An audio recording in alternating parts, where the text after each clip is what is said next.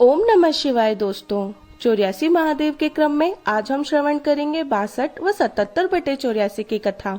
सर्वप्रथम 62/84 श्री रूपेश्वर महादेव की कथा इस प्रकार है।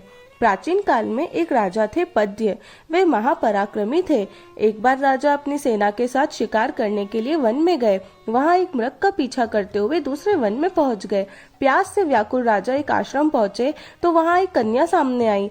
राजा ने उनसे पूछा, यह आश्रम किसका है और तुम कौन हो? कन्या ने कहा, यह मुनि कर्ण का आश्रम है और मैं उनकी कन्या हूँ।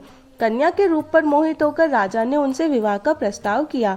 कन्या ने कहा, जब तक मेरे पिता न आ जाए मैं कैसे विवाह करूं? राजा ने कहा, मैं इतनी देर प्रतीक्षा नहीं कर सकता। कन्या ने भी इस पर स्वीकृति दे दी और मुनि कर्ण इसी बीच वहां आ गए। दोनों पर क्रोधित होकर उन्हें कुरूप होने का श्राप दे दिया। दोनों ने उनसे माफी मांगी और कहा कि हम पुनः रूपवान कैसे होंगे? मुनि ने कहा, महाकाल वन में पशुपतेश्वर महादेव के दर्शन से तुम पुनः रूप को प्राप्त करोगे। दोनों तुरंत वहां गए और शिवलिंग के दर्शन किए। ऐसा कहा जाता है कि जो भी इन शिवलिंग का पूजन करता है वह रूपवान होता है। इसी क्रम में अब हम श्रवण करेंगे 77/84 श्री पुष्पदंतेश्वर महादेव की कथा।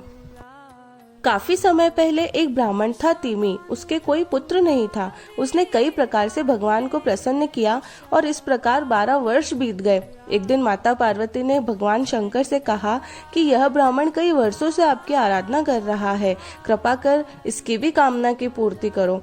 पार्वती की बात मानकर शिव ने अपने गणों को बुलाया और कहा कि तुम में से किसी एक को इस ब्राह्मण के यहाँ जन्म लेना है। इसी बीच एक गण पुष्पदंत ने कहा, प्रभु, कहाँ हम पृथ्वी पर दुख भोगेंगे? हम तो यहाँ खुश हैं। शिव ने क्रोध में कहा कि तुमने मेरी आज्ञा नहीं मानी, अब तुम ही पृथ्वी पर जाओगे। शिव के दूसरे गण वीरक से कहा, तुम ब्राह्मण के घर जन्म लोगे। पुत्र पाकर ब्राह्मण बहुत खुश हुआ। दूसरी ओर पुष्पदंत रुदन करने लगा। तब पार्वती ने उनसे कहा कि तुम महाकाल वन में जाओ और पुष्पदंत शिवलिंग की उपासना करो। इस प्रकार वह शिवलिंग पुष्पदंतेश्वर के नाम से प्रसिद्ध हुआ। बोलिए पुष्पदंतेश्वर महादेव की जय।